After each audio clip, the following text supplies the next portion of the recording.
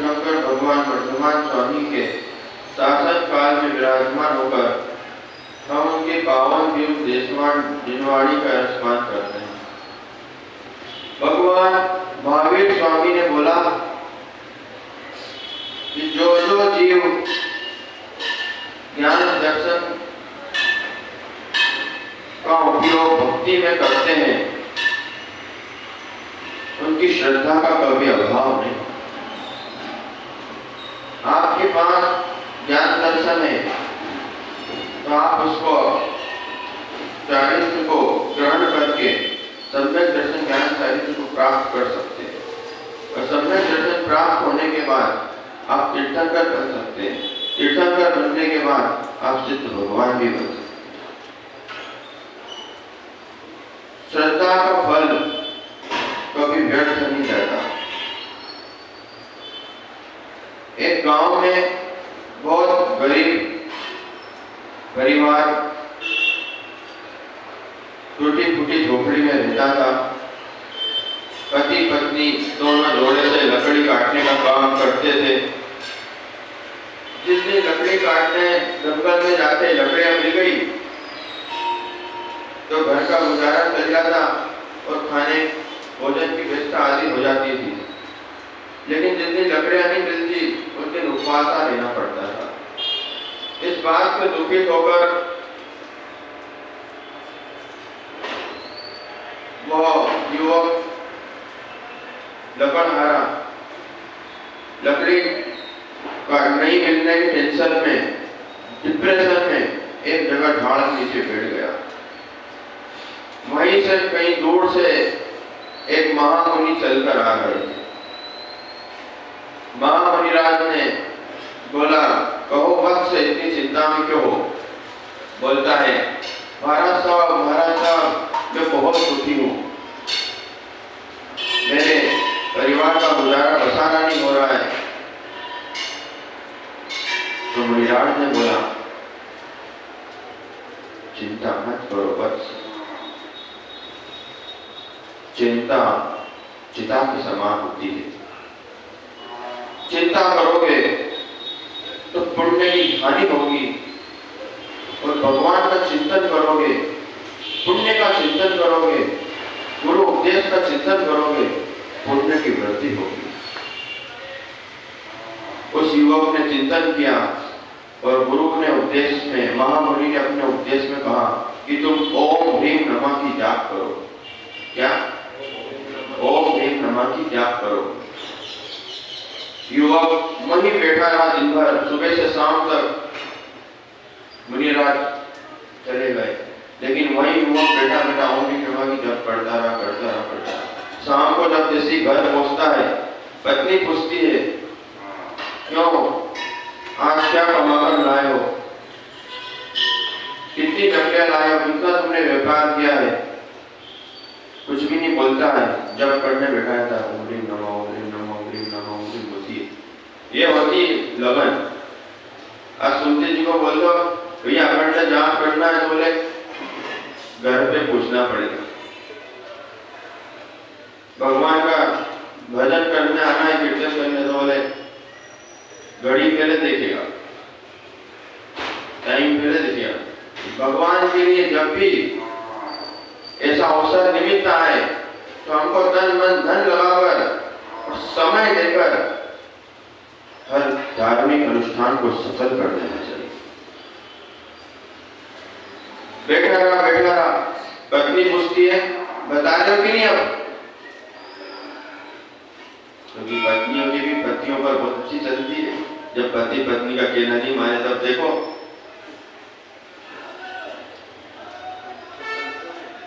तब नहीं बताया, जब कर रहा था और गुरु आज्ञा से बिल्कुल आदेश के अनुसार करिए। क्रोधित हो गई पत्नी और चूल्हे में से जलती हुई लकड़ी निकालकर लाती है और उस पर फेंक देती अंगारे। तो फिर भी जाप चालू है। ओम ह्रीम नमः, ओम ह्रीम। जैसे ही उसने अग्नि अंगारे फेंके वो रत्न बन गए। रत्न बन गए।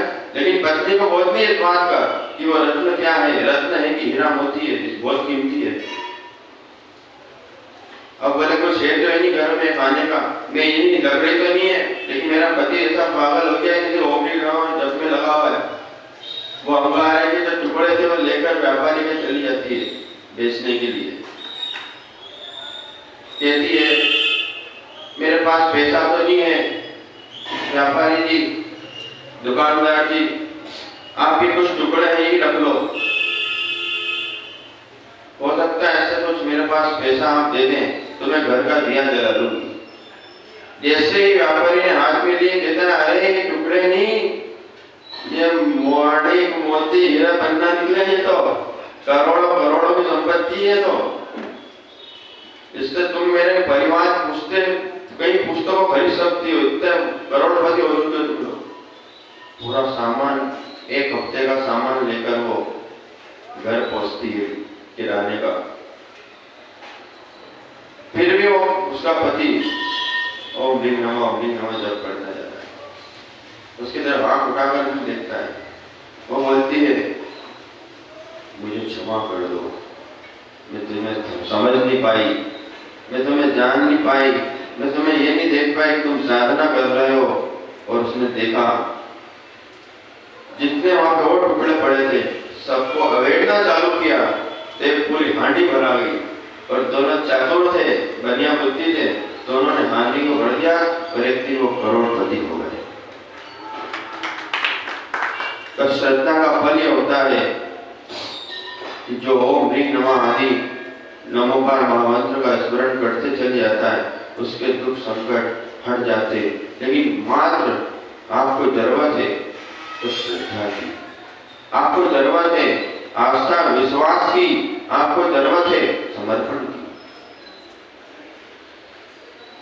तो बंधुओं, अपने जीवन में सच्ची श्रद्धा के साथ जो भी कार्य किया जाता है अवश्य में वो पूर्ण होता है। इसलिए कोई भी जप कर रहा हो, कोई भगवान की आराधना कर रहा हो, कभी विघ्न मत डालना। उसके साथ तो चमत्कार होगा, लेकिन आपकी दुर्दशा हो जाएगी, आपकी दुर्दशा हो जाएगी। क्योंकि यदि आपने ईर्ष्यावश, आप माता हो देखते नहीं हो, अरे मैं छुप के व्रत कर रही हूँ, मैं रोहिणी व्रत आदि कर रही हूँ, पड़ोसन ना देख ले, पड़ोसन को मालूम नहीं पड़ जाएगी व्रत कर रही है।